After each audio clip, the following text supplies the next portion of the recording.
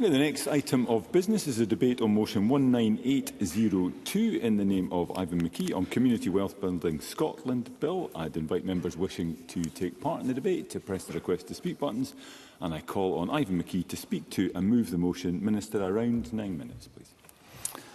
Thank you, Presiding Officer. I would like to begin by thanking the Economy and Fair Work Committee for its constructive Stage 1 report on the Community Wealth Building Scotland Bill. I welcome the support expressed by the committee for the general principles of the bill and the observation that it has the potential to play a vital role in improving the lives of the people across Scotland. The bill's central aim is to create a new, consistent platform for local economic development in Scotland, a new format that recognises the economic agency of every pound of public money, alongside the necessity for the public sector to partner with businesses and with communities in pursuit of sustainable economic growth.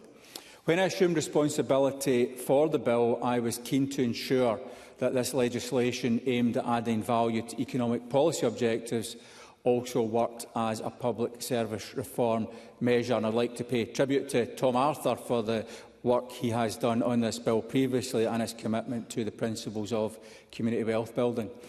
Any government must be thoughtful when seeking to make changes to the public sector partnership landscape through legislation.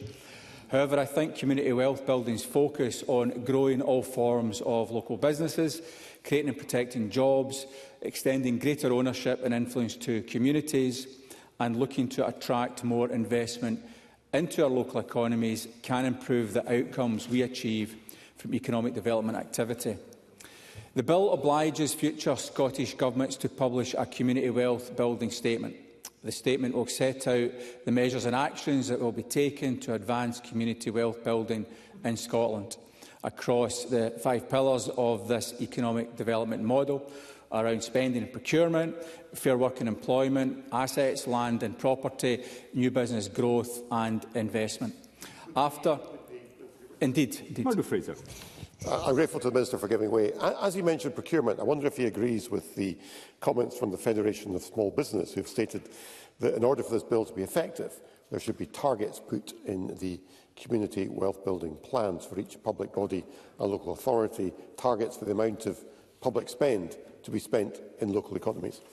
I'm Mickey and give you the time. Indeed, it's a very fair question. The member will know that I've had extensive engagement with the FSB on this issue, and I've met with them face-to-face to talk through their proposals on the more general issue of procurement that I know they're very interested in, and thresholds. We are taking that work forward through a separate consultation. It's been launched. On the issue of targets, our perspective on that as government is that those targets are best set locally, not least because each local area will have a very different dynamic round about what they want to include, largely due to the size of the local area. Smaller local authority areas will have less scope for procuring within that local authority area than others will. So we think those targets are best set centrally, but the guidance that we will bring forward will indicate that local authorities and community wealth building partnerships should seek to include those local targets as appropriate. Michelle Thompson. Intervention, and I respect what he's saying about setting these targets locally, but in terms of discussions with local authorities, I wonder if he would be prepared to also press them that when they collect their data, they disaggregate it into women-led businesses as well, because this is an area of oversight we're still struggling to get, given the amount of capital that goes to women-led businesses. Minister. Member raised a very valuable point, and obviously we've got Accelerate Her in the Parliament this week, highlighting the challenges that women-owned businesses face in terms of securing funding. So we will set out the guidelines for the targets that should be collected by local authorities, and I think this will be a consideration as we work through that process. After the first statement from the Government on community wealth building, an updated statement would be required within the subsequent 5-year period, with a progress report published after each 5-year period. The statement and statutory guidance will assist local authority-led partnerships to produce their own community wealth building action plans, and these plans must be produced within 3 years should the bill pass, and they would be reviewed every 5 years. The bill has been informed by the desire to enable democratically elected local government to lead a process of active reform and improvement without creating a complex attendant bureaucracy. Local authorities will sit at the centre of a core partnership of relevant public sector anchor bodies, and they would be partnered by our enterprise agencies, health boards, colleges and regional transport partnerships, in other words, the relevant bodies identified in the bill. Among the many important recommendations in the committee's Stage 1 report was the call for clear guidance to help community wealth building partnerships develop plans and implement actions in concert, and I have replied to the convener of the Economy and Fair Work Committee a detailed response to their report indeed. Can I thank the Minister for taking an intervention? Community Land Scotland have also suggested that we should think about including Scottish National Investment Bank, National Park Authorities, Forestry Land Scotland and Crown Estate Scotland, given the role of their influence and ownership of land holdings. And would that be something the Minister would look at to enable new opportunities for community wealth building and ownership? Minister. It's really important to recognise that all of those bodies are already involved in the process as specified bodies, and it's important we get the right proportionate impact here so that the plans can be pulled together effectively in a way that's most impactful. But it's absolutely true to say that all of those bodies are already included as specified bodies, and I think that's a proportionate way to proceed. So community wealth building will absolutely be part of the work that they will be required to do, and they will have an input to this process. But I think it's important to recognise which bodies are most central to this process, so as we get the most effective impact. So in my response to the committee, I've set out plans to conduct an inclusive and collaborative development process with regard to the guidance, and my aim is to start that discussion as soon as possible. And clear guidance informed by successful practice is clear, but too high a level of prescription in practice is not desirable. The majority of our local authorities are already pursuing community wealth building policy and objectives, and I'm confident that this approach, built on collaboration and empowerment, has the best chance of success. To reflect the fact that some local authorities will want to work together, the bill makes provision for neighbouring councils to work on a regional basis, and I think this provides flexibility at a local level for community wealth building partnerships. And whatever the pattern of uptake in this context, all community wealth building partnerships would be expected to set plans that are complementary to existing objectives to revive local economies and empower local communities. I just want to touch briefly on some points raised by the committee's report. First of all, to recognise community wealth building as a place-focused economic development model spanning a number of relevant policy areas. And the aim of the bill is to create a foundation for a consistent and progressive approach to local and regional economic development. And as it beds in, it will become a new and vital place for dialogue and changes required in law across a wide range of policy areas. The second area I think is crucial is the involvement and empowerment of communities, and it's important that the community wealth building is a signal that our communities must be connected to activities involving councils and others with themselves being supported to lead economic activity. And the third relates to finance, and the financial memorandum accompanying the bill was informed by real cost information gleaned from local authorities and other public bodies. The figures highlight the costs of administration, and it's right that these estimates are scrutinised.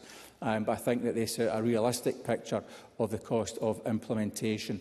I know that some stakeholders raised the issue of wider implementation costs, and while this is a valid point in the broader context, given the wide scope of community wealth building, I think that involves consideration of the deployment of funds across a range of contributory policy areas, which will be determined in regards to those specific future policy interventions. The next Scottish Government and subsequent administrations will be tasked with considering how all relevant government activities contribute to community wealth building, whether directly in areas such as procurement or fair work and skills, or in a wider range of policy areas where public investment or regulation might flex and change to assist our economy to grow in a way that is successful, sustainable and fair. I look forward to working with the committee and members on the next legislative stage, and I invite members to work with me on that. Presiding Officer, I move the amendment in my name that the Parliament agrees to the general principles of the Community Wealth Building Scotland Bill. Thank you, Minister. Just a further reminder to members wishing to participate in the debate to make sure that they have their request to speak buttons pressed. And I call on Daniel Johnson on behalf of the Economy and Fair Work Committee. Around 7 minutes, Mr Johnson. Thank you, Deputy Presiding Officer. I'm delighted to speak on behalf of the Economy and Fair Work Committee during the Stage 1 debate on the Community Wealth Building Scotland Bill. And can I apologise for not being there in person? Can I also acknowledge receipt of the letter from the Minister, as previously mentioned, which we received this afternoon. I'd like to begin by thanking everyone who responded to our call for views and the witnesses who gave evidence during our Stage 1 scrutiny. I'd also like to extend my thanks to those who enabled our visits to Alloa and Irvine, which provided invaluable local and practical insights. I'd also like to acknowledge the previous work by the Local Government Housing and Planning Committee, on whose work we also relied. Community wealth building is a proven economic development tool that aims to retain wealth within local communities, foster engagement and cohesion, and ultimately enrich the lives of residents. And as the committee heard, many local authorities across Scotland have already begun implementing such community wealth building measures, either on their own account or as part of the Scottish Government's pilot. The bill seeks to formalise this approach, ensuring adoption of community wealth building as a model of economic development across the country. As members will have seen from our report, the Economy and Fair Work Committee is supportive of this general aim. However, the committee heard from some who felt that the legislation may not be necessary to achieve the aims as contained within the bill, and that alternative measures such as ministerial guidance or direction could be used to achieve the same aims, or indeed that there was the possibility of new powers, additional metrics, which could have been used to strengthen the aims of the bill. The committee did hear from those, including Neil McEnroy, chair of EDAS, that a legislative approach such as Kingdom Bill contains a clear obligation to act and ensures the involvement from across the public sector, and therefore was of benefit. Generally, the committee is supportive of the measure of the bill, but there are some areas that we believe that could be strengthened and extended. The publication of our community wealth building statement and the establishment of partnerships by the Scottish Government are welcome steps, but only part of the solution. Throughout our evidence gathering, the importance of clear, detailed and practical guidance under Section 9 of the bill was repeatedly emphasised. To ensure consistent adoption, guidance must help local authorities and partnerships understand both the objectives and the means of achieving them. Crucially, the guidance must address capacity challenges within local authorities, partner organisations and community groups. As Matt Pearce from DTAS warned, without this support, community wealth building risks becoming a burdensome and disengaging process. Accordingly, the guidance must set out clear expectations, particularly around governance, coordination, monitoring and evaluation mechanisms encompassing public, private, third sector and, most importantly, local communities. To realise the full potential of community wealth building action plans, it is essential that local authorities and their partners are properly resourced to do so. Many witnesses expressed concern about the capacity of organisations who are already under great financial pressure to engage in the development and delivery of these plans. The City of Edinburgh Council told us that the financial memorandum presents an incomplete picture of the resources required.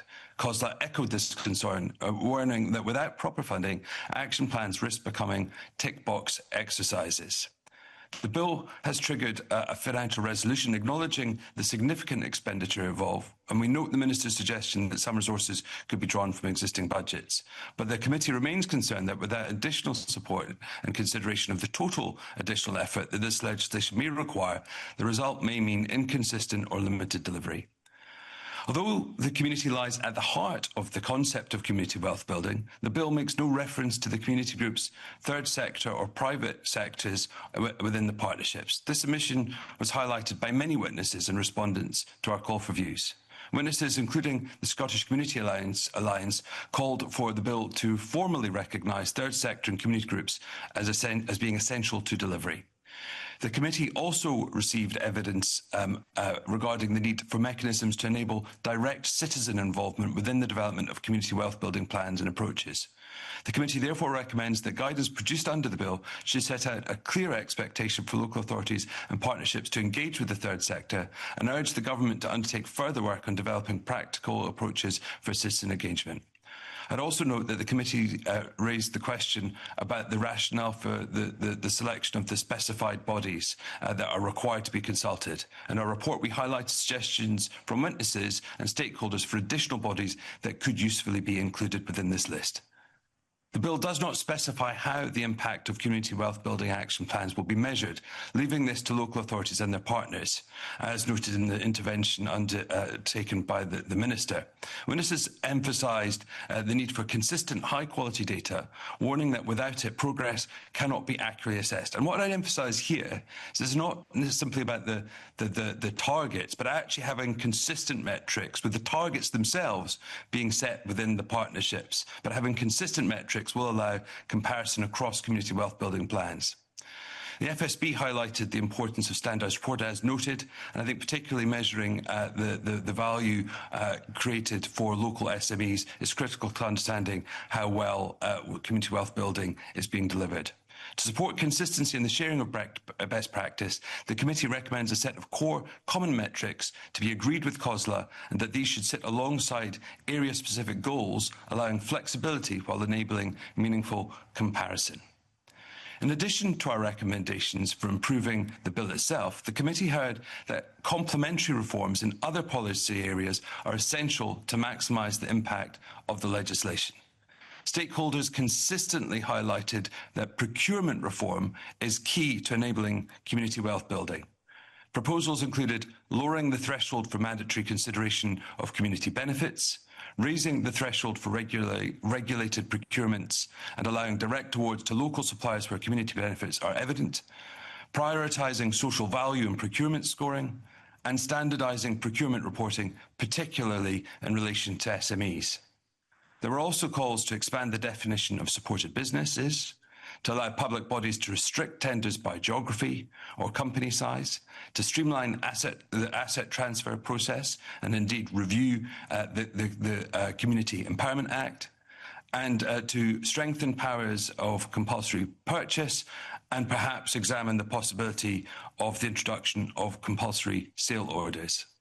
In conclusion, with the right support and complementary reforms, this bill has the potential to significantly improve the lives of people in communities across Scotland. The Economy and Fair Work Committee supports the general principles of the bill and looks forward to receiving further detail from the Scottish Government ahead of stages 2 and 3, should the Parliament approve the bill at decision time today. Thank you. Thank you, Mr Johnson. I now call on Murdo Fraser, around 6 minutes. Mr Fraser.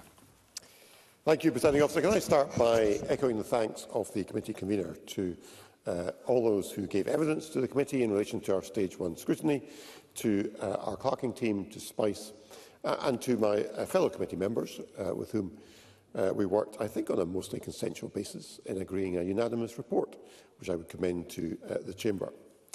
And the first question that we have to address when looking at this bill is this: what is community wealth building? Because it's one of those terms, a bit like the term well-being economy, which is banded around quite a lot, but not easily understood. And the committee's report attempts to answer this question, because what community wealth building seeks to do is utilise the economic impact of anchor organisations, which can be public, private or third sector, to stimulate and retain economic activity in a local area. And as the Minister outlined, there are 5 pillars to community wealth building: spending, maximising the benefits of public procurement; workforce, increasing fair work and skills development opportunities; land and property, ensuring that these are used to benefit communities, SMEs and the environment; inclusive ownership; and finance. So, for example, community wealth building is about better using the vast sums spent by public bodies to support more local businesses and employ local people, and to ensure that derelict properties are brought back into productive use. Yep. And with that definition, I think we can all conclude that community wealth building is a good thing, regardless of our different political perspectives. Indeed, there is already good work going on building and developing community wealth building in different parts of Scotland by local authorities and others, as the committee heard in its evidence. So that takes us to the second question, Presiding Officer. What is the point of this bill and what does it achieve? Well, at one level, the answer to that question has to be not a great deal. Because essentially what it does is require Scottish ministers to prepare a national statement setting out the actions they will take to reduce economic inequality and support economic growth by ensuring wealth is generated and retained in local and regional areas. And secondly, public bodies, including local authorities, have to produce and implement community wealth building plans. Now, Presiding Officer, that is fine as far as it goes, but it is obvious already that this bill may actually deliver very little in terms of practical outcomes. And as the committee noted, the bill's aims could potentially be delivered through non-legislative means without the necessity for a bill at all, because much of this is already in the power of the Scottish Government. Moreover, the relevant public bodies listed in this bill is a relatively short list. And there are very key public bodies not included, for example, large landowners such as Forestry and Land Scotland, the Crown Estate in Scotland, ferry operators, Marine Scotland, ScotRail and the Scottish National Investment Bank. The Scottish Conservatives will support the bill at stage 1 because it is a useful step in the right direction. But our concern is that without more concrete provisions, we are unlikely to see much progress being made. So let me give some examples of how the bill might be improved. The Federation of Small Business have stated that, while they are supportive of community wealth building as a concept, the bill should include statutory targets for procurement spending with local and small firms and standardised rules for reporting on that spend. The FSB Head of Policy and External Affairs warns, without clear benchmarks and transparency, there is a real risk that the bill won't deliver the change that towns, villages and local businesses expect.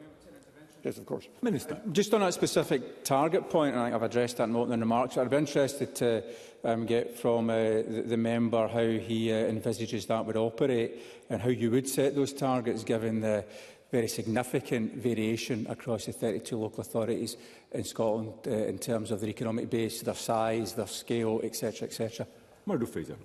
I'm very grateful to the Minister for that intervention. That's something we can explore, I think, as the bill progresses. The one thing I would say very clearly is I'm not proposing a top-down approach to the setting of targets, because I entirely understand the point the Minister is making, where these need to be set on a local level and, crucially, set in consultation with stakeholders, including, of course, the business community. But I think it's important that these local plans, when they're drawn up, do include targets, so there is some ambition baked into them.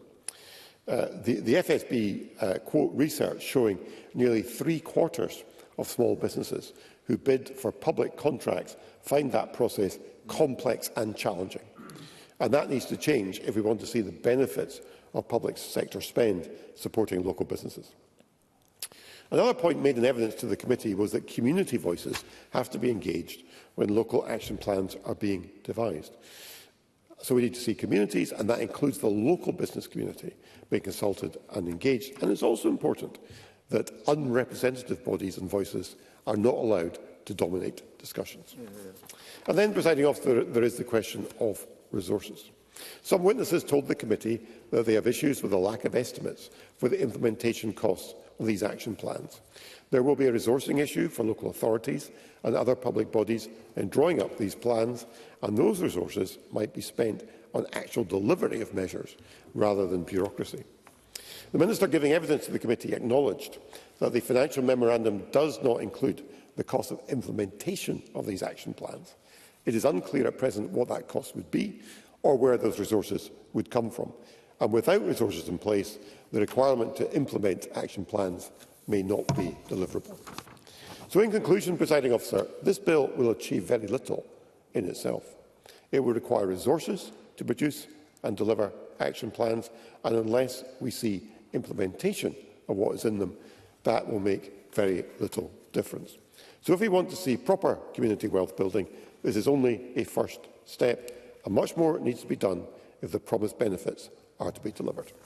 Thank you. Thank you, Mr Fraser. I now call Richard Leonard again. Around 5 minutes, Mr. Thank you, Presiding Officer. Can I remind members of my voluntary register of interests? What this community wealth building bill could be about is direct action, new statutory powers, not just words but deeds. It could rekindle the radical tradition which dates all the way back to Robert Owen and the Fenwick Weavers.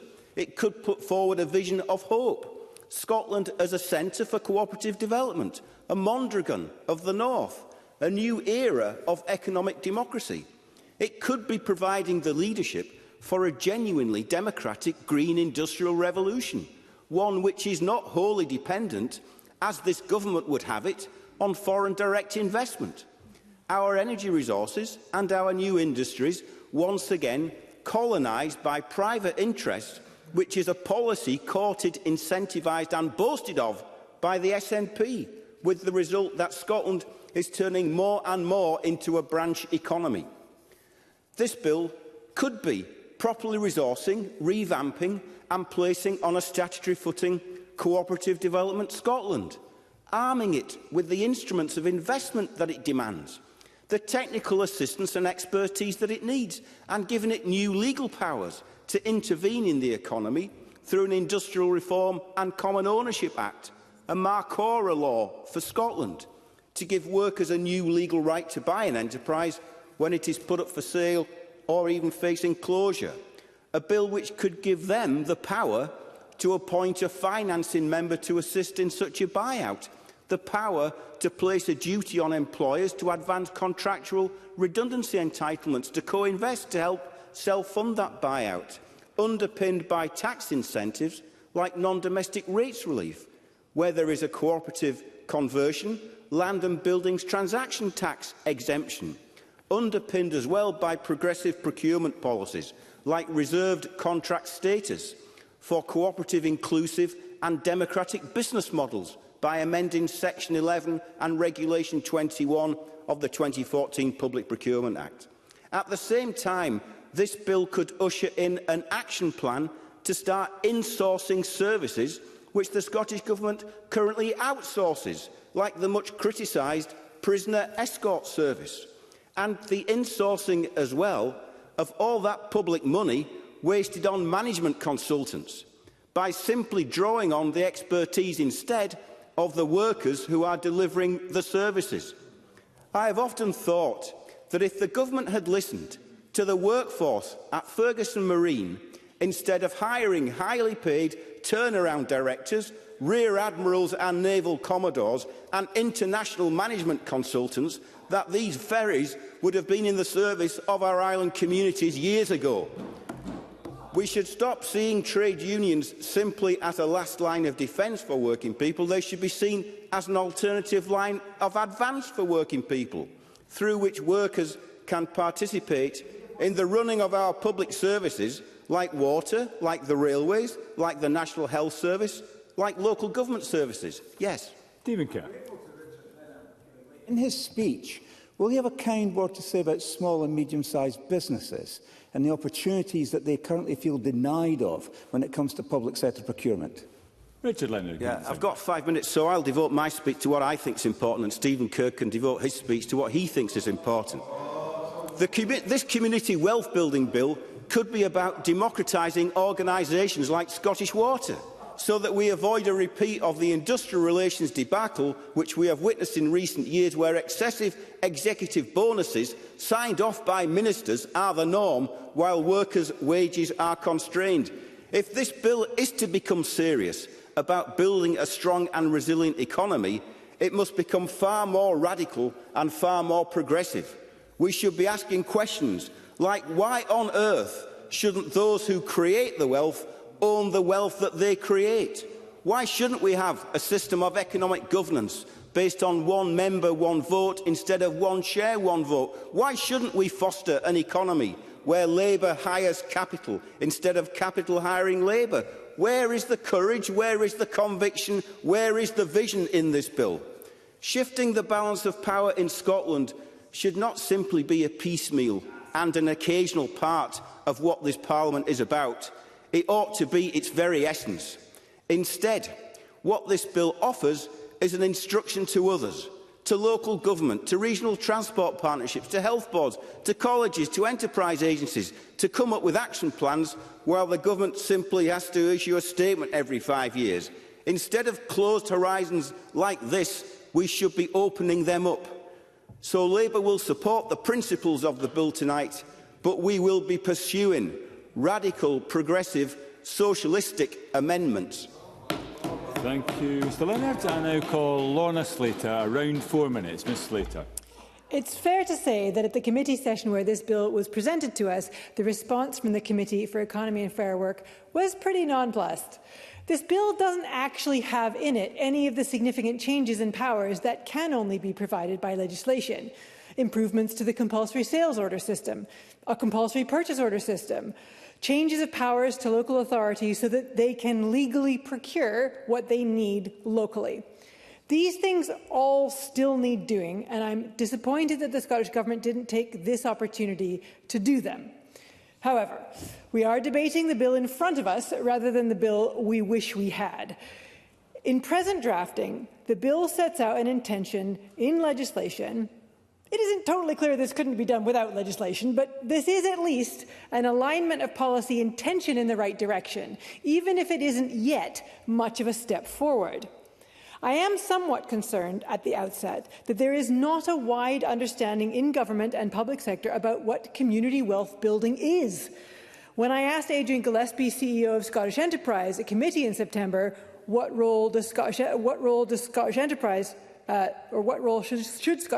have in community wealth building, his response was, the major contribution that we make to community wealth building is creating and protecting high-value jobs, which is an excellent goal and an important outcome, but it is absolutely not community wealth building if these high-value jobs are for companies that are owned by private interests who own the assets and keep the profits.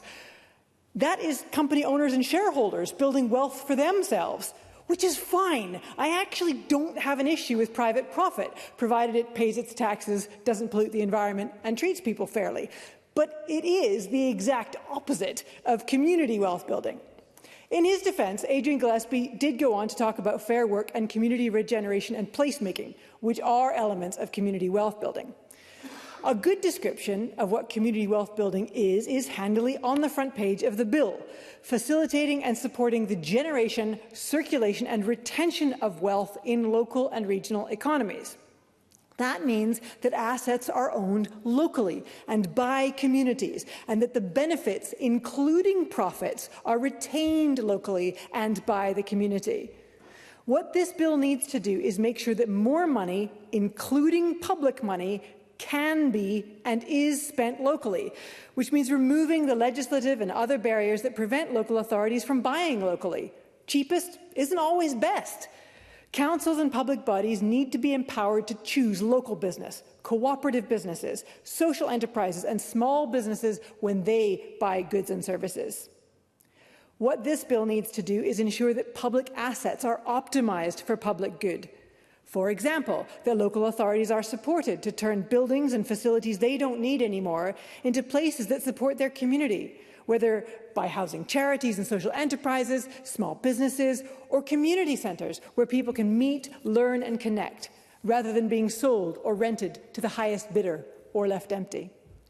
What this bill needs to do is ensure that more assets are owned by communities and that the profits and benefits of those assets are kept locally, whether that is a community-owned energy scheme where the profits are spent on local infrastructure, or community woodlands that are maintained for the use and benefit of the people who live there. The Scottish Greens support the principle of this bill, but we'd like to see a lot more in it. Thank you. I now call Jamie Green. Similarly, around 4 minutes, Mr Green. Thank you, Deputy Presiding Officer. We've had some very passionate, if a little predictable, speeches so far with people nailing their political flags to the pole. You'd think there was an election round the corner, wouldn't you? But there's one thing I think there should be consensus on, and that's that economic growth has to be the #1 priority of the next Scottish Government, whoever it is and whatever it looks like. Because if that's not its ambition, then Scotland has a problem. Indeed, this Parliament has a problem. We have to drive up wages. We have to achieve maximum employment in the country. We have to make Scotland an attractive place for people to come and work and live, and importantly, stay if they're already here. We have to give every young person across the country the opportunity to work and live in their own community without the need to leave their own town or even the country itself. Because that buoyant economy is what will give the next government the money it needs to fund good public services. But this bill, I think, given what I've already heard and what I read in the Stage 1 report, is left wanting. I don't think it sufficiently will help meet any of these ambitions in a meaningful way. I also have to question why, with just 4 months left to dissolution, we have a bill like this rearing its head at Stage 1. Is there a need for this bill at all? What is in the bill that the government cannot already do? And that's been entirely unclear to me from the evidence that the committee took. And equally, the only duty, as Richard Leonard rightly said, the government has to do is simply come up to the Parliament once every 5 years and make a statement about what it thinks other people have or haven't done. Whereas the duty on the government to deliver community wealth, it's simply not there in the bill. But nonetheless, if there is to be such a statement, then here's what's not in it but should be. And I've got a list. There should be an update on new organisations, which are considered these so-called anchor organisations. There should be an assessment about the impact of new and emerging technologies on our economy and our job market, including the challenges and opportunities that presents us as a country.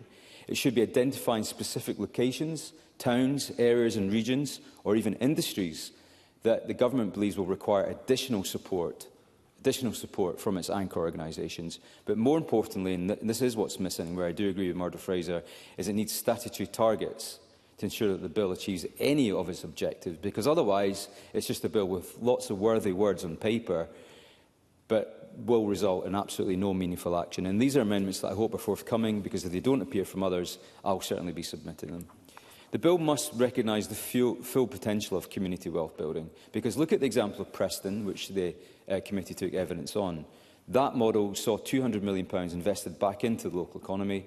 That area halved its unemployment rate, and it saw its local authority remove itself from the 20% most deprived area of the UK. And I'm not saying community wealth building was the only metric to do that, but it unlocked something very important that we've never been able to unlock in this country, and that's procurement. Local public procurement. We have failed as a country to do that for many years.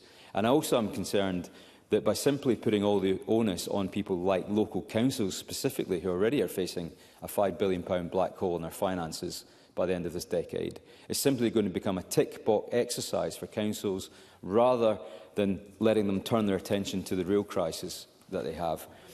I wish I had time, but unfortunately I've got 30 seconds left, unless I get some time back. In that case, yes, of course. The point that Jamie Green makes on us not delivering on procurement. If I told them that across in the UK, the average percentage of spend that goes to small and medium-sized enterprise is 20%, what does he think the percentage is in Scotland? Jamie Green. Are you answering a question or asking a question? My question to the government is, what more is the government doing to ensure that local procurement is easy? We've already heard evidence directly. There's nobody in this room could think that it's easy for small business to get some of these contracts with the NHS or Education Scotland or Transport Scotland. We all know small businesses in our local community that are struggling to get spend from public procurement. I hope the answer is way more than 20%, but it should be neither 70, 80 or 90, and if it's up there, I'll be really happy. Feel free to answer that. Minister. The answer is 47%, which is actually a higher percentage than small and medium-sized enterprises are of the whole economy. So small and medium-sized enterprises get more of their work proportionally from the public sector than bigger enterprises do, and that they get from private sector contractors. Jamie Green. Well, that's great. So let's do more of it. Let's make sure that more local businesses in our own communities, because that's what community wealth building is. It's building wealth in our local communities, ensuring that SMEs in our own backyards are able to compete for some of this and take out some of that horrendous red tape that they face for too many years. We must do better, and I'm glad the Minister agrees that we're on the right path there. I'll simply conclude by saying that we won't stand in the way of the bill, as others will not. But I don't want to see a bill for bill's sake at the end of this process. It must be meaningful, and it must actually deliver its intended purpose in improving the wealth of our communities across the country. Thank you. Thank you, Mr Green. We now move to the open debate. I call Kevin Stewart to be followed by Maurice Golden. Around 4 minutes. Mr Stewart. Thank you, Presiding Officer, and I'm enjoying the debate thus far. I think Richard Leonard may have surprised Anna Sarwar and Keir Starmer about his socialistic approach, because it's been sadly lacking of late in the Labour Party. But this, Presiding Officer, is more than just a piece of legislation. It is a commitment to transforming our local economies and creating a Scotland where economic success is genuinely shared by everyone in every place. And I do think, like others who have contributed thus far, that we need to build on what is already there. Like Lorna Slater, I would like to see moves forward in terms of compulsory sale orders. We've already seen changes to compulsory purchase orders, which I put through. I think there's still more to do there. And beyond that, we have got to get procurement aspects right. I note that Elena Whittam is to the right of me, and one of the companies that benefited locally in her area, Moss Gill Dairies, lost a contract recently, which I think is to the detriment of all. And I think that these kind of things must be resolved. Community wealth building is fundamentally about making those economies work for our people and our communities. It is about addressing economic and wealth inequality by actively supporting the generation, circulation and retention of wealth in our local and regional economies.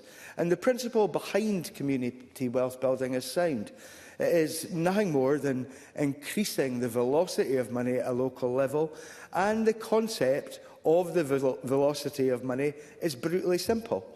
The more hands that a pound spent by government or public sector passes through, the better. In the worst-case scenario, a pound spent at a large multinational company doesn't circulate in Scotland at all, but simply goes back to their HQ in London. But in the best-case scenario, that same pound spent at a local company can work its way through many Scottish hands. That local company pays its local suppliers, contractors and employees, and that money is spent again at other local companies who in turn spend the money yet again with their local suppliers, contractors and employees, and so on and so on. This is vital because when money flows into and is kept in an area, whether through good jobs, local business growth or profits being reinvested locally, new opportunities are created and more wealth is retained. This rewires the economy to deliver prosperity across economic, social and environmental dimensions. And key to making this work are anchor organisations and local businesses. Anchor organisations such as local authorities, the NHS, universities and enterprise agencies get the ball rolling by spending money in that local economy. The next link are Scotland's small businesses, which are the backbone of local economies. They are the ones that can expand this wealth to create local jobs, support community life and reinvest locally.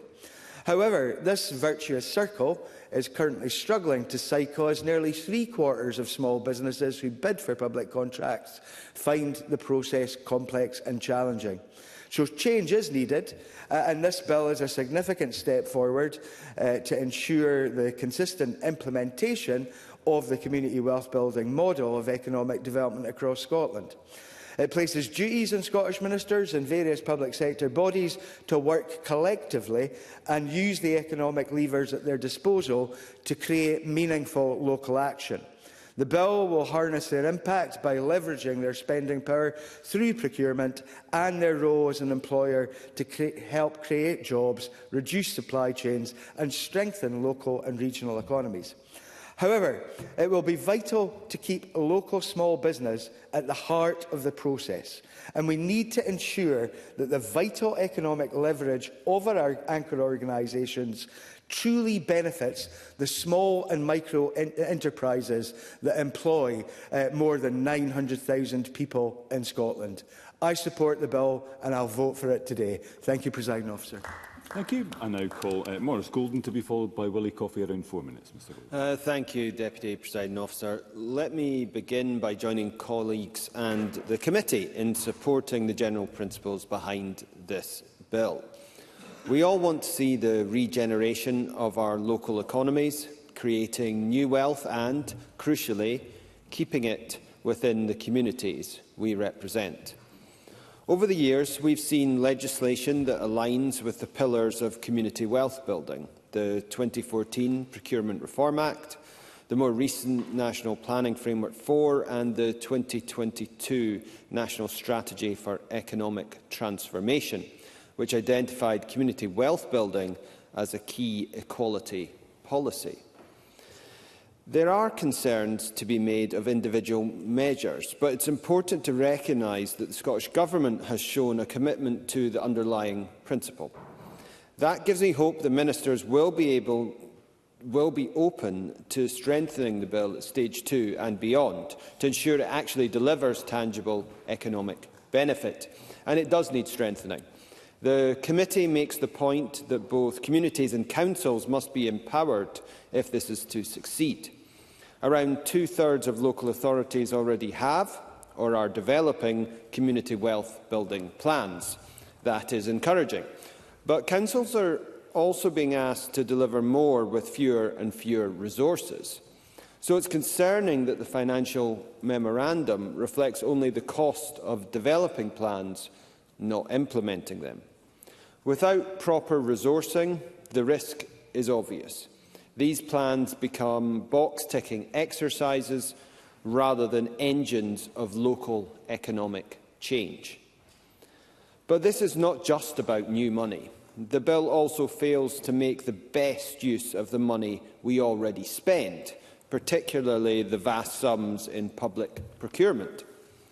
Imagine the impact if more of that spending was directed towards small and medium-sized enterprises and indeed micro-businesses, the backbone of our local economies. That is why the Federation of Small Businesses has proposed setting local spending targets, and I think these proposals should be taken seriously. Some may question putting targets in law, but without hard targets, change simply does not happen. I have long called... Happy to. Minister. I just want to explore where it is on targets, because we've had Murdo Fraser ask for targets, and I asked him where they should be set, and he said not top-down. We've had Jamie Green calling for statutory targets, which presumes that they're set top-down. Where does the member think these targets are set? And if they're not top-down, would they be statutory? And if so, how would that work? And what is the role of government in that, to set those targets or not? Maurice Golden will give you the time back. To use a Scottish Government phrase, it's got to be a process of co-design with our local authorities, Minister. But in all seriousness, I think a top-down approach in this, I'm looking at the Deputy Presiding Officer hailing from Orkney, and you can imagine a top-down approach may be very difficult for our island communities, to give just one example. But with the bill in general, there's an opportunity to deliver more for the SMEs and indeed develop sustainable local solutions that keep wealth circulating in communities. But we could go further. Target support for materials could create ripple effects across multiple sectors. Take textiles, for example. Supporting farmers to grow native fibres, such as nettles, would in turn support rural manufacturers, retailers and service providers. I am afraid I don't have the time to fully explain that point, but I do want to be clear that in this bill we have an opportunity to build new wealth for our communities. I hope the Government will work constructively with members and outside stakeholders to strengthen the bill to ensure that actually happens. Thank you. Thank you, Mr Golden. I now call Willie Coffey to be followed by Katie Clark. Around 4 minutes, Mr Coffey. Thanks very much, Presiding Officer. Firstly, thanks to Richard Leonard for mentioning the Finnick Weavers, who in 1761 established the world's first co-op, so thanks very much for that, Richard. The rest of your speech, though, I did wonder if I'd wandered into the wrong debate, but I did enjoy it, nevertheless. Presiding Officer, the Community Wealth Building Bill must be one of the shortest bills I've seen during my term in Parliament. All in, the content is only around 7 pages, so it was a bit of a surprise that our Economy Committee managed to write 53 pages about it. The aim of the bill is fairly straightforward: to require all of our councils and relevant public bodies to prepare and publish a community wealth building action plan and to implement them. Simple enough, and some of the members on our committee did ask why we need such a thing to be put in place in a bill. It's already happening in some authorities, as members reminded us, and there's some great work already going on in the pilot areas and others. But the short answer, I think, is to ensure that all the councils actually do it, because we know that some of them don't. It also allows us to bring a consistency of approach to embed the principles of community wealth building across the whole of Scotland. Now, have I been lucky enough, if that's the word, to have lived through the historic attempts at this in my own council many years ago? The work I see going on now seems to me to be the right approach, and it makes it work. I well remember huge community planning partnership meetings packed with officials, stakeholders and councillors, and the poor community groups sitting by the side waiting patiently for their turn to speak, hoping some progress would be made for them. That didn't work, in my view. It was too big, too overarching, and it wasn't really localised. It was all top-down driven, and we've mentioned that top-down approach a few times this afternoon already. In contrast, what I see now does work. I've seen it in North Ayrshire and I've seen it in East Ayrshire.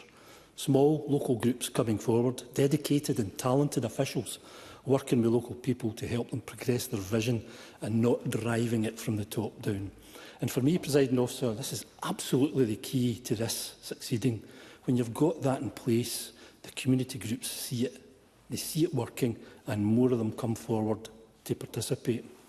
Now, I've been fortunate to have visited some communities with both the Local Government Committee and the Economy Committee colleagues to see and hear for ourselves some of the work going on. With the Local Government Committee, we visited Millport and Cumbria to see some amazing work going on there to restore the old town hall, and I visited that again in their open day just a few weeks ago.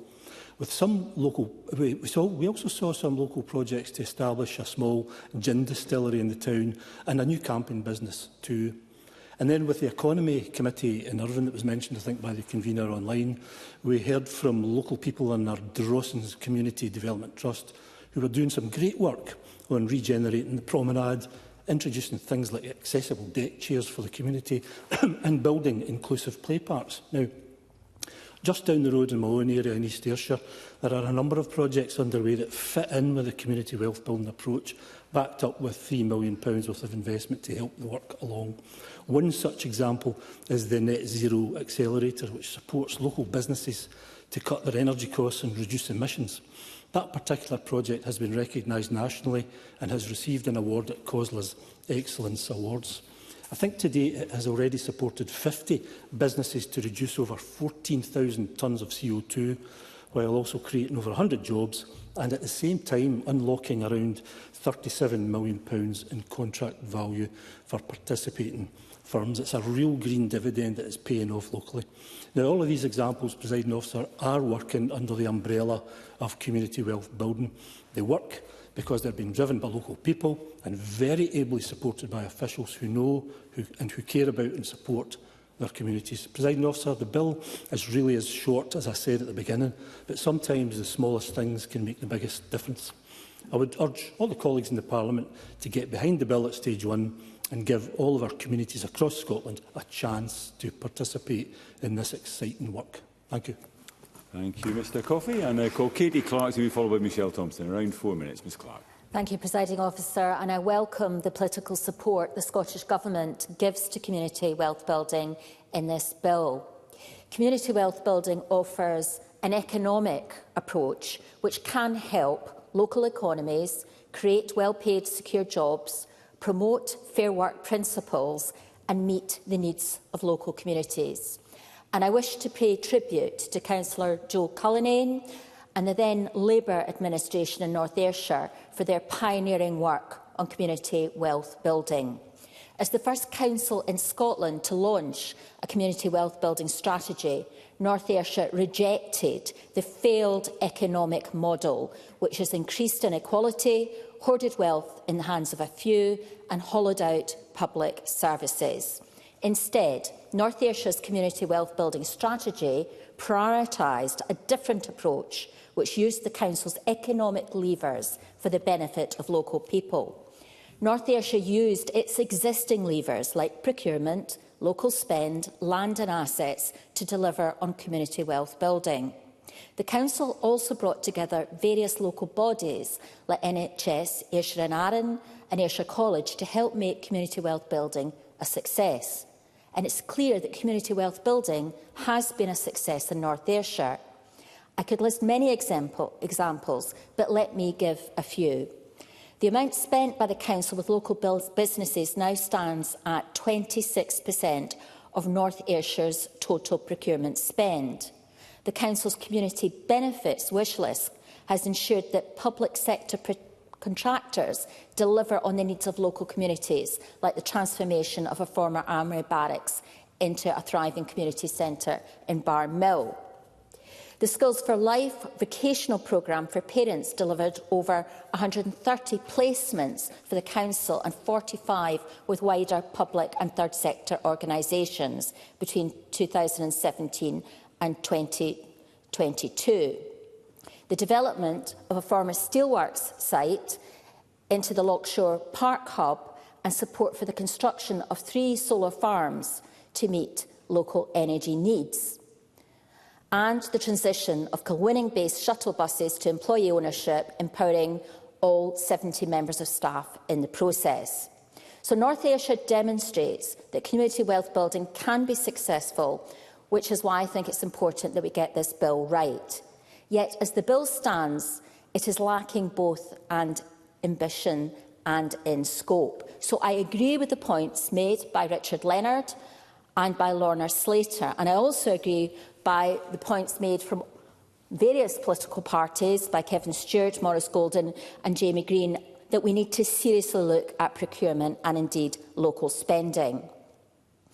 This bill provides a framework which requires ministers to publish a statement, but there's no detail on what that statement should entail in terms of resourcing and other support from the Scottish Government to make community wealth building a reality.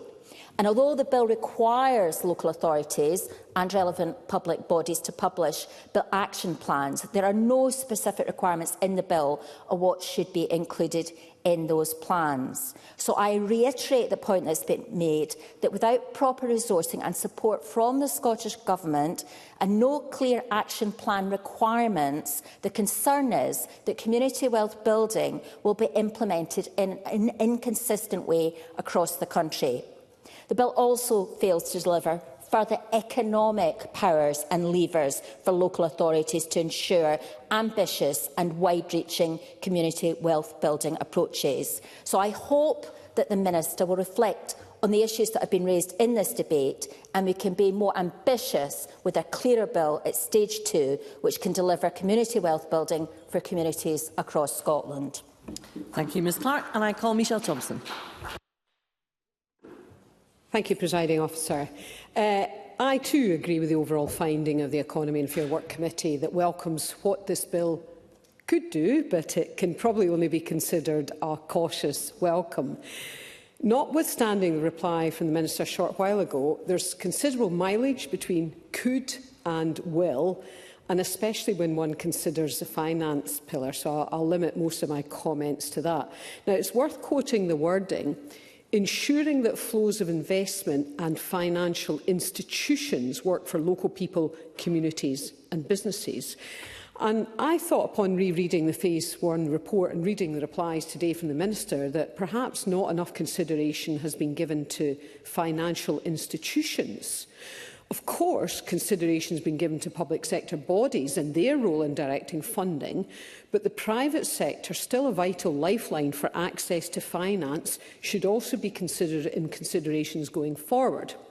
The traditional high street banks typically allocate a very small fraction of their lending to social enterprise, and that means they need to rely on specialist lenders, but more frequently on their own retained earnings, grants and impact and investment. And as the FSB noted, and the Minister will know himself, access to finance is still a critical issue, particularly for SMEs. Much more thinking also needs to be done to consider how local authority pension schemes might be used. As the Minister knows, there are specific considerations around this in Scotland. There's no specific pooling policy, for example, as there is in England and Wales.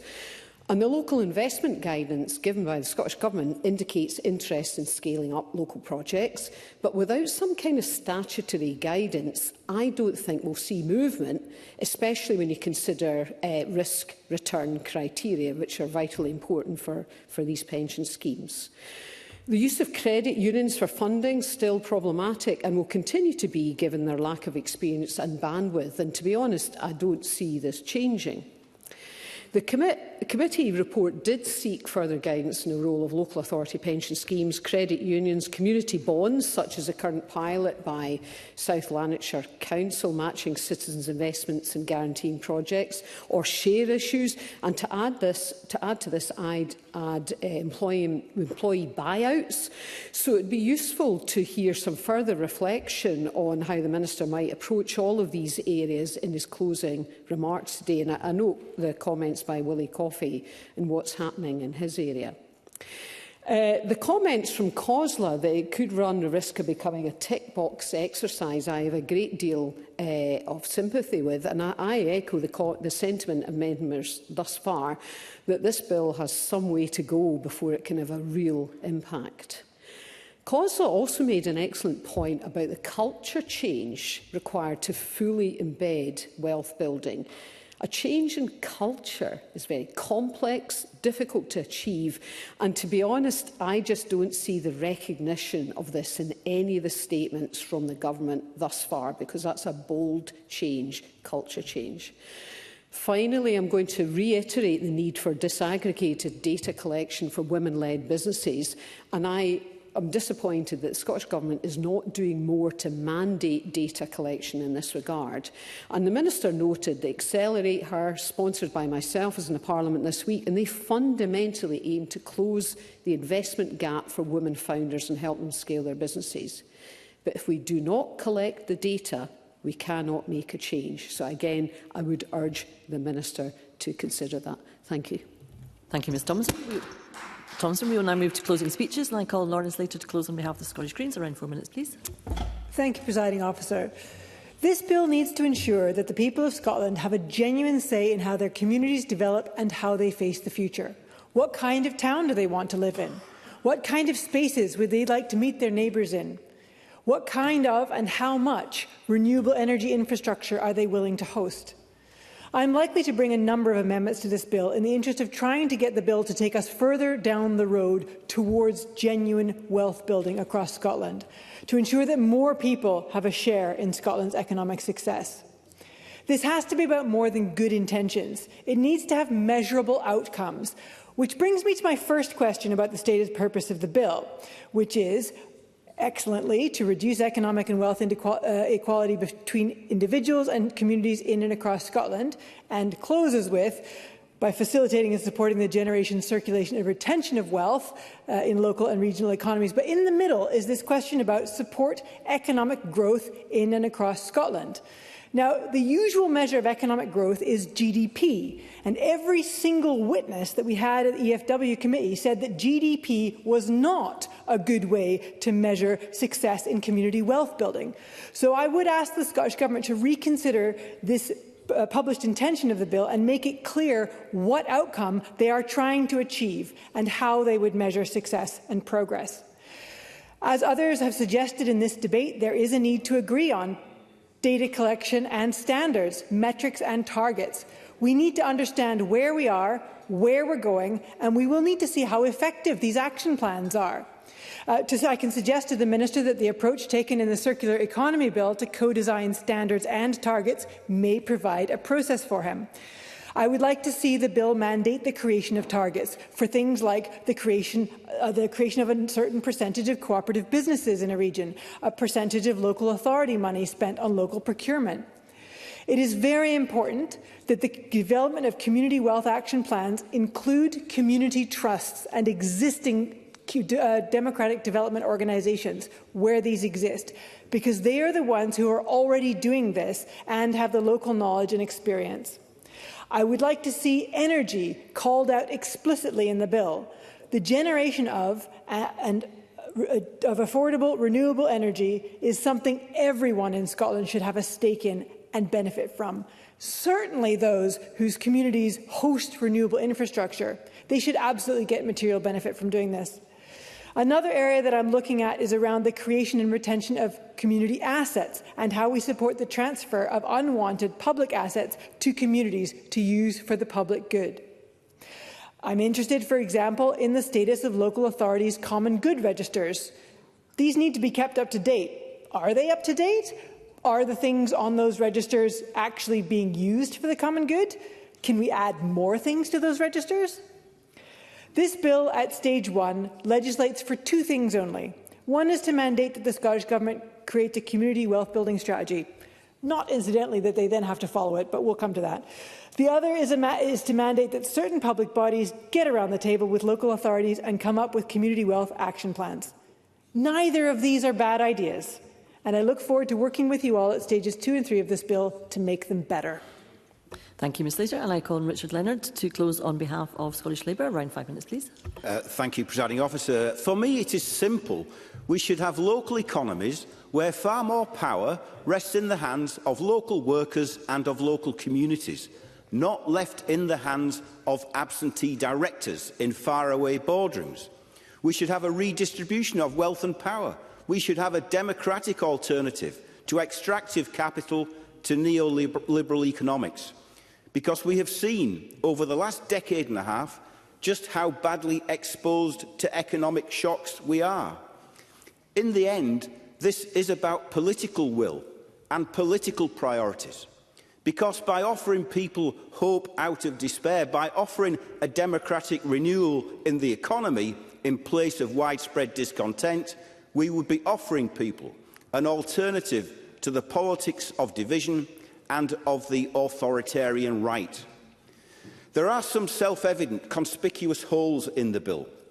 What about supporting credit unions, some of whom the Minister for Business and Employment and I met with just yesterday when they were lobbying Parliament? What about legislating to empower municipal, community and cooperative ownership of energy, as Lorna Slater said? What about our local government pension schemes, worth £60 billion? Aren't they relevant public bodies? The Strathclyde pension scheme alone is valued at £28 billion, yet little of that is reinvested in the local economy, and even when it is usually through financing vehicles which are themselves absentee multinational corporations or venture capitalists. And what about the Scottish National Investment Bank? Shouldn't this public bank have a statutory duty to support democratic forms of ownership in our economy? So what I am talking about is community wealth building from the root up, a mosaic, not a monolith, not a command economy, but one decentralised and socially owned. I'm talking about a democratic socialism which embraces municipal ownership and cooperative ownership, worker participation, worker ownership and control. And I am bound to say that what this bill illustrates is the insufficiency of nationalism and an SNP government that has abandoned long ago its radicalism. The bill should be a new path to those old ideals of cooperation, of solidarity, of democratic reform, of peace and prosperity, founded on principles which are rooted in a collective view of society. Many of us in the Labour Party come from a radical, a democratic, a socialist tradition, which finds its contemporary form in a community wealth-building movement. It is of no surprise to me that 2 of its outstanding leaders, Matthew Brown in Preston and Joe Cullinane in North Ayrshire, who Katie Clark spoke of, are and have been Labour Party municipal socialists. Because the Labour Party should never be about the promotion of market forces and excessive wealth accumulation. It should always be about people before profit, the more equal society. That is who we are and who we always should be. What we are witnessing with this bill is not just shallowness, moderation or timidity. What we are witnessing is an abject abdication of responsibility. The Scottish Government promised to bring forward a Community Wealth Building Act, I quote, to redirect wealth, control and community benefits to local economies. It's my fear that this bill in its current form will do little to even measure that. It will do nothing whatsoever to drive it. This bill does not rewire the economy, a property which Kevin Stewart claimed of it. If the government wills an end, the government must also will the means to it, a point which both Katie Clark and Maurice Golden made in the debate. So we will vote for the bill in principle. We will seek to amend it. We will seek to cooperate with the government in that task, because in the end it is in all of our interests to make this a Community Wealth Building Act worthy of the name. Thank you, Mr Leonard. I now call on Stephen Kerr to close on behalf of the Scottish Conservatives. Around 6 minutes, thank you, Presiding Officer. It's always interesting to know which Labour Party will turn up for a debate. And I think we very clearly can see which Labour Party has turned up today. And for all the years I've known Richard Leonard, I do salute his steadfast commitment to those socialist principles of overturning the bourgeoisie and establishing a People's Republic. But let me begin with this. The Scottish... Indeed, don't encourage him, please. The Scottish Conservatives do not disagree with the ambition that ministers claim lies behind community wealth building. Stronger local economies, vibrant high streets, genuinely resilient communities are aspirations that we should all support. Our disagreement is not about the principle, it's about the method. And the method set out in this bill is flawed, limited in ambition and weighed down by bureaucracy. Presiding Officer, when I listen to the government speeches generally, and indeed certainly to the Labour Party speeches from the leftist parties in this place on community wealth building, what strikes me most is the astonishing lack of scale and vision, and in some cases a connection to reality. Too often we hear community wealth building spoken about as if a handful of small contracts awarded to a handful of small organisations represents some great leap forward in economic transformation. It is nothing less than box ticking. It's small ball economics. It's hardly a strategy for rebuilding Scotland's prosperity.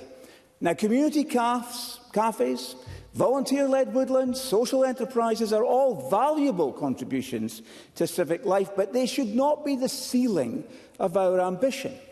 Scotland cannot content itself with a narrow circular economy of micro-contracts passed around a small number of actors. We must be bolder than that. We must harness the full entrepreneurial spirit of the Scottish people if we are to build a genuine national wealth and community wealth. And that's why the 5 pillars do matter, not as slogans, but as levers for a genuinely ambitious economic strategy. And there's been a lot said about procurement. Anchor institutions can and should be playing an important part in reshaping the Scottish economy at its foundations, supporting productivity, capability and scale, not simply rewriting procurement guidance. Procurement should be strategic and not performative. Unemployment. Better jobs come from investment, innovation and productivity, not from state mandates or new duties. Growth improves wages. You can't tax your way to growth, Richard Leonard. Bureaucracy depresses them. On land and property, the Scottish state, the largest landowner in the nation, is sitting on unproductive assets. If ministers were serious, they should release land for productive use by those who can create jobs, investment and prosperity. Instead, we get more frameworks. On ownership, cooperatives and social enterprises have a role, but they are not inherently superior to private enterprise. The government's ideological tilt risks distorting procurement and squeezing out the very businesses that drive Scotland's tax base and innovation. On finance, We should be unlocking real investment, modernising pension structures, empowering, yes, local financial institutions like credit unions, and supporting capital formation across Scotland. But none of that requires this bill. The government has the power now to do these things. And that, presiding officer, is the problem. This bill does not do the things that genuinely build wealth.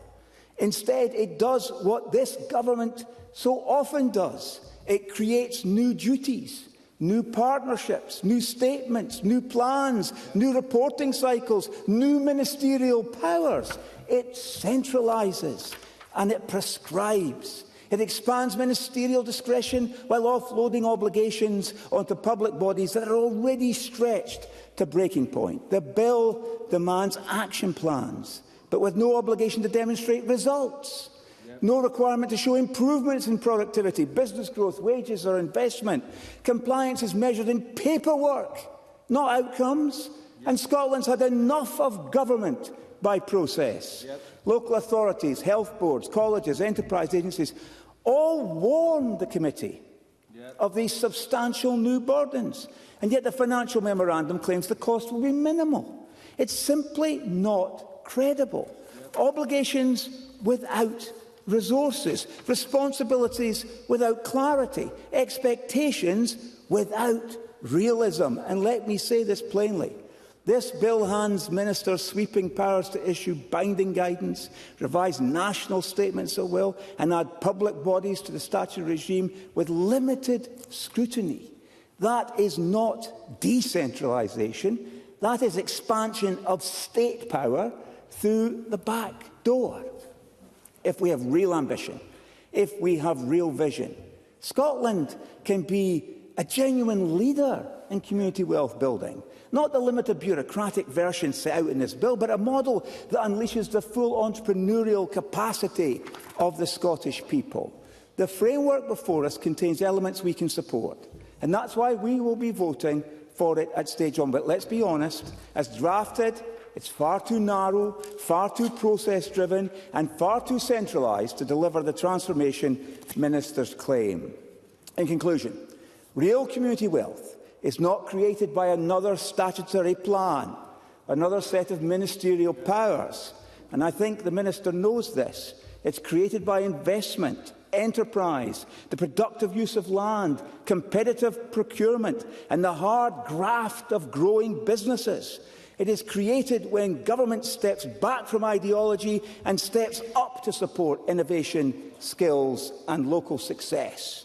Only when we couple the principles of community wealth building with the natural entrepreneurship of the Scottish people will we see gains in productivity, investment and prosperity that Scotland urgently needs. Presiding officer, that is the challenge before the government as we move to the next stage. And if ministers meet that challenge, then this Parliament can turn an underpowered framework into something worthy of Scotland's potential.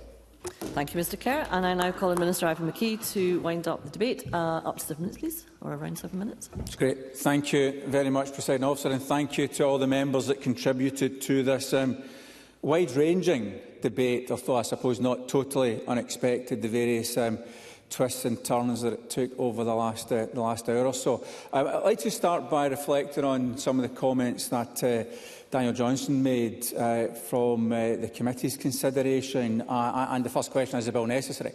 And that was indeed the very first question I asked officials when I took over responsibility for the bill earlier last year.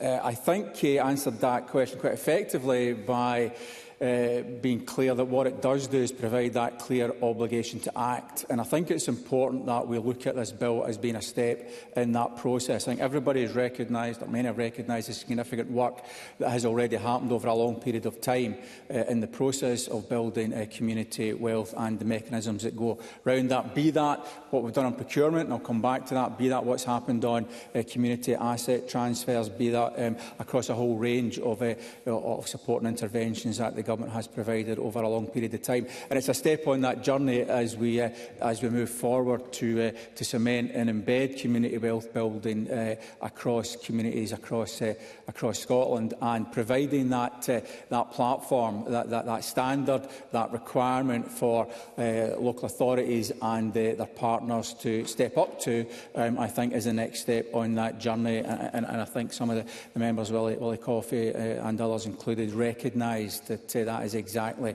what this is.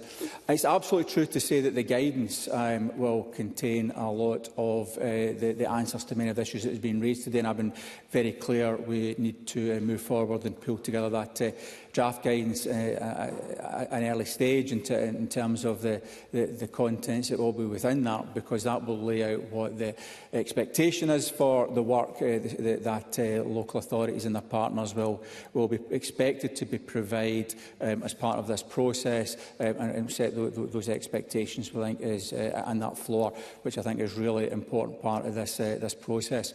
That will include evaluation mechanisms, which has been rightly mentioned. It was mentioned on committee, and also how the wider business, community, third sector, community groups and others should be involved in this process, and certainly the requirement to consult on them is something that's obviously central to this approach. There's been much talk about targets and obviously some backward and forward on that. And just to be clear, I think it's, the Government sees that locally set targets can be a very important part of this process in taking forward community wealth building at a local level. But I think everyone's agreed that government setting those targets clearly is not the right approach. So when we talk about statutory targets, members need to be careful about what exactly it is they're asking for. We will be taking forward in guidance included in that requirement for local authorities to be able to put those targets together and setting that requirement. But again, statutory setting of numbers by central government, I don't think is something that anyone wants to see. Stephen Kerr. Intervention. I'm grateful to the Minister for giving way. Does he accept, in fact, I think that most of the members that commented on statutory setting of targets was not specific numbers. It was the idea that we need to have some measurable outputs, because currently there isn't anything in the bill that comes anywhere near a measurable output. Minister. No, absolutely accept that. And it's something we talked about in committee. It's something I've talked with stakeholders on. And an important point is to design that in a way so that it gives scope for local authorities and their partners to be able to set those targets locally. But the members are clear that requirement can be set, but the targets themselves need to be set locally. I want to touch on the issue of procurement, because a number of members have raised that, and I think no one works, I would like to think, harder than me in engaging with local businesses. And just this week I've been engaged with more local businesses, Scottish start-ups, and working with them to get them plugged into procurement across the Scottish public sector. And the procurement team that works tirelessly on this recognise that the £16 billion that's spent across Scotland's economy by public sector organisations is a huge engine for growth, a point that I make repeatedly at all the engagement I have in this space. However, I do absolutely recognise that there is more work to do. There are more opportunities to be opened up. There are more mechanisms to be created to streamline those processes. That is something we continue to work tirelessly on. But I would just ask that members reflect on the fact, the progress that has been made, the fact that south of the border 20% is the amount of public procurement that is spent with small and medium-sized enterprises.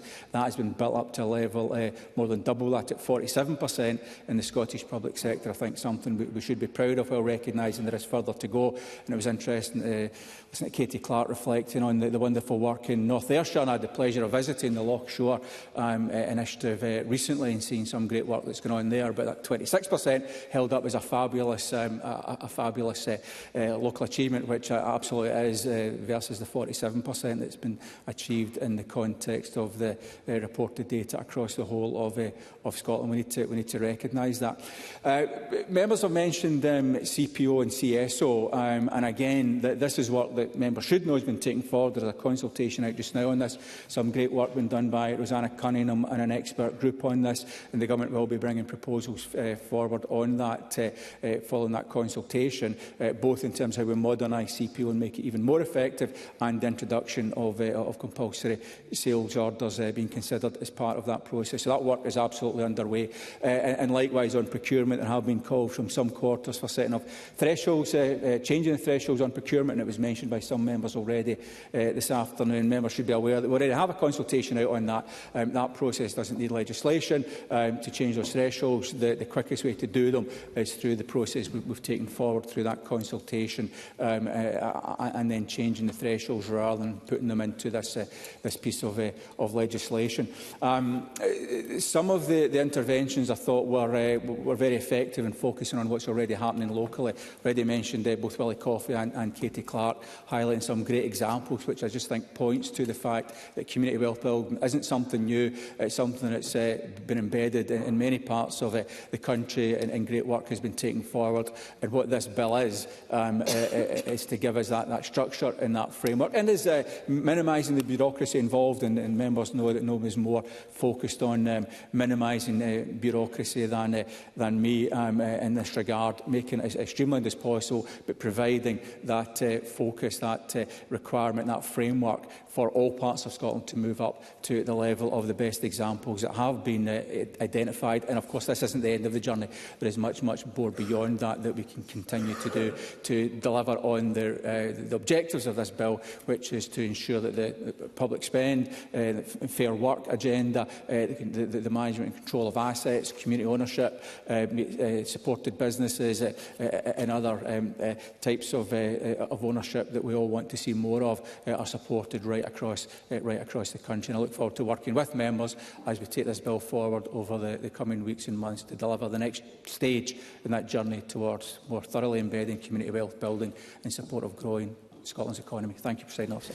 Thank you, Minister. That concludes the debate on Community Wealth Building Scotland Bill at Stage 1. And it's now time to move on to the next item of business. The next item of business is consideration of motion 18938 in the name of Shona Robertson on a financial resolution for the Community Wealth Building Scotland Bill at Stage 1. I call on Minister Ivan McKay to move the motion. Moved, Presiding Officer. Thank you, Minister. The question on this motion will in fact be put at decision time, and there will be a short pause before we move on to the next item of business. Thank you.